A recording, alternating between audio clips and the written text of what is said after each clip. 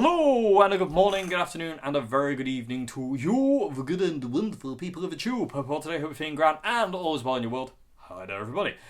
Today's vid people tube, we are going after the John Frusciante tone using the Boss IR2 amp and cabinet pedal. Pedal thing. This.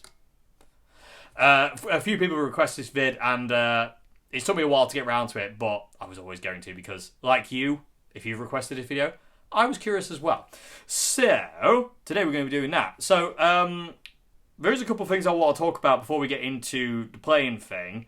But first, let me show you the other pedals we're going to be using today. So, obviously, the amp cabinet is going to be our amp. This is basically the core of the sound today. Are you ready, PeopleTube? I have assembled the biggest range of John Frusciante-esque pedals you have ever seen in your life. In comparison to what I'm about to show you, John Frusciante's pedal board from Slane Castle looks miniature. So are you ready? Brace yourselves. So, from the amp and cabinet pedal, we will be going into the vintage WH10 Revival wah-wah pedal. Wow. From there, we will be going into the Boss DS2.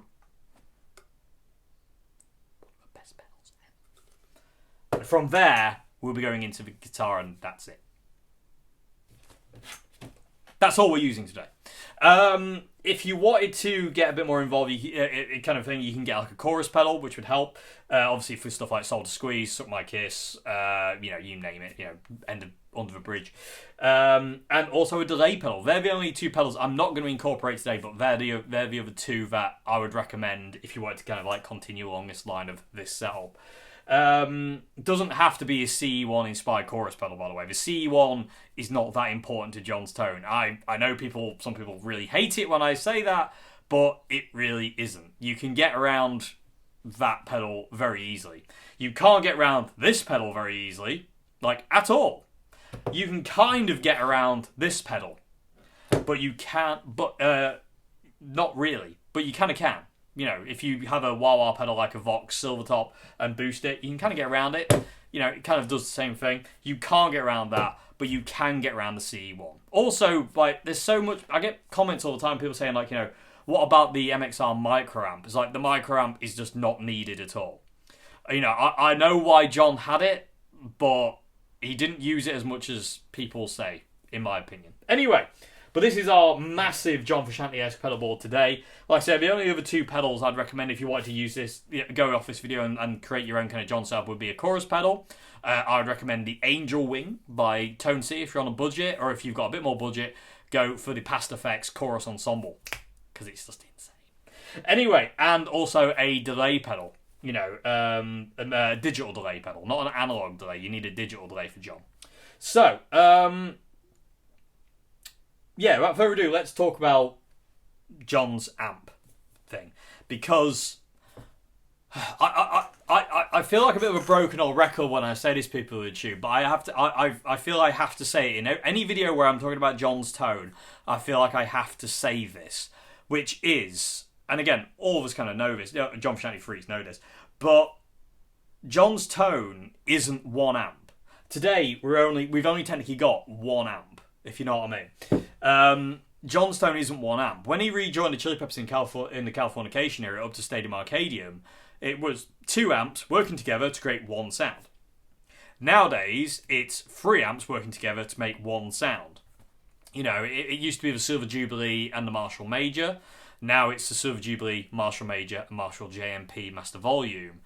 And because it's three different amps with three different characteristics making one sound, it's very, very hard to replicate that exactly with just technically one amp. We could only get so close using one amp. So that's always the approximation. I mean, like I said, when I've always gone after John's tone, I've always kind of gone for the more Jubilee kind of sound, because the Jubilee was always set to be a little bit more crunchy, and it's always the amp that my ear went to. The the major is really, really nice. It's kind, it's got that kind of like, cleanish kind of snap to it. It's very, very clean. It's very, very punchy. But the Jubilee to me is the amp that I associate more with John. And funny enough, whenever I've seen kind of John play with just like one amp, invariably it's a Jubilee. Even to an extent, even back in the day when he first joined the band, he had a JMP like he's got now, which isn't too dissimilar to a Jubilee. They don't sound the same amp-wise, but they're both kind of master volume. You can kind of gun the gain without having to have the amp on full tilt, like the Major. The Major has to be loud for it to start working. I can imagine. I wouldn't want to be near the Major. I can imagine that thing is absolutely deafening. So anyway, that aside, it's going to be an approximation thing as always with this thing, and technically we're only using one amp, and I'm going to try and voice it a bit more kind of like I'm going to try and go for just an overall sound, but it will end up kind of being a bit more voiced like the Jubilee, because again that's the amp that my ear goes to, and again whenever you see John play live, if he's not playing through like a combo like a Vox AC30. If he's playing through like a half stack, it's the Jubilee he's playing through. Like the jam they did in where was it? It was in Australia in the Stadium Arcadium era, where they Josh is on a Moog synthesizer and John's playing his Strat, and Chad's on drums and Flea's on trumpet. He's got a Jubilee. It is a silver Jubilee, but it's actually the black cabinet version, which do exist. Not all silver Jubilees were silver. There was some black cabinet ones as well. But apparently, from what I know, they're quite hard to find, the black ones. I know Joe Bonamassa has one, and John's obviously got one. But it's exactly the same amp. It's just instead of being in the silver Tolex, it's in the normal black Tolex, which is kind of blue actually, Marshall Tolex. Anyway, that aside, so bear that in mind when you're going after John's tone. Even if you're not using what I'm using today, you're using an amp or whatever you're using. Bear that in mind that John's tone is a combination now of 3 amplifiers making one sound. So if you're using one sound to get that, you have to basically approximate. So, before we go, let me talk about settings. So, let's start with the DS2.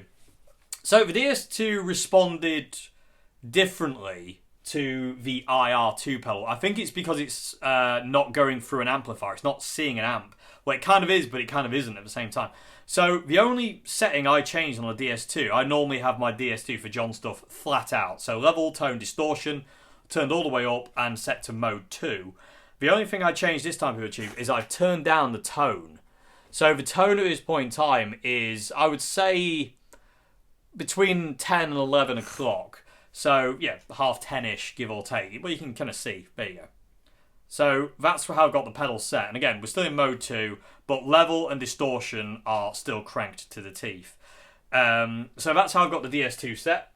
The vintage WX10 Revival, it's on a guitar mode. I've got the dial turned all the way up. John actually, I don't think, runs his dial all the way up. I'm pretty sure John actually runs his dial somewhere around there. But for me, I always like it maxed out. And then let's get to the amp cabinet pedal. So for this, I used the Brit mode. So on this side, there's the voicings, and I used the Brit mode, which is basically like a plexi. Again, in the same vein as John's Marshall Major / Jubilee.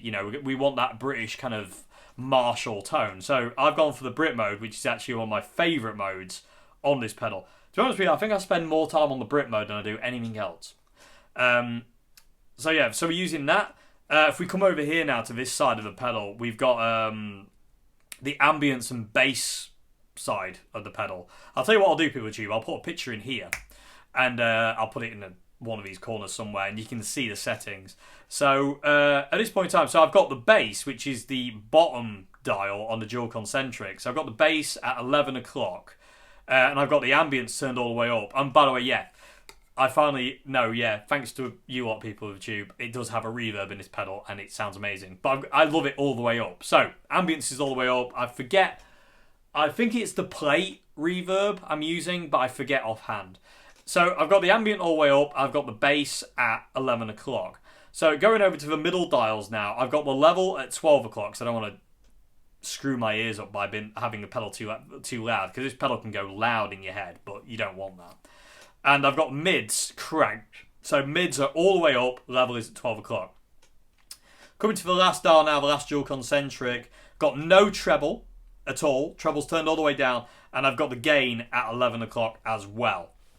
So that's how I've got the pedal. So just, again, you can see on the picture anyway, but I'll just reiterate. So we're in the Brit mode. Ambience is all the way up. Bass is at 11 o'clock. Level is at 12 o'clock. Mids are all the way up. No treble. Treble's turned all the way down. And gain is at 11 o'clock. And this is the order we're going to run them in, PeopleTube. So from the Zoom camera, where we are, what you're watching me on, we're going to come out of that. We're going to go into the amp cabinet. From there, we're going to go to the Ibanez, the Revival WH10 wah. And then we're going to go to the DS2 out to Mr. White. And that's it. So, without further ado, people of YouTube, let me get this all set up. I'm going to have to put these on the floor because it's kind of hard to manipulate the wah-wah pedal when it's on a desk like that. Anyway, so I'm going to put these all on the floor, set them all up down there, and I'm not going to touch the settings right now. I'm just going to plug it straight in. What you hear settings-wise, what you're hearing sound-wise in a sec is the same settings as I've just told you. And then what I'm going to do is I'm going to stop filming after I played a bit, have a listen on here, compare it to some John stuff. I'd love to do that on camera, but again, copyright strikes. Ahoy, everybody, off a starboard bow. And then I'll come back and, I'll talk about where I think it is. Is it as close as I think I can get? Or can we tweak it to get a bit closer, in which case we'll go back in. But I'm really happy with the way I've got it set at this point in time. That setting I've got sounds pretty good to me. So, without further ado, PeopleTube, let's make some noise with the Boss IR2 John Frusciante experiment. Tone experiment.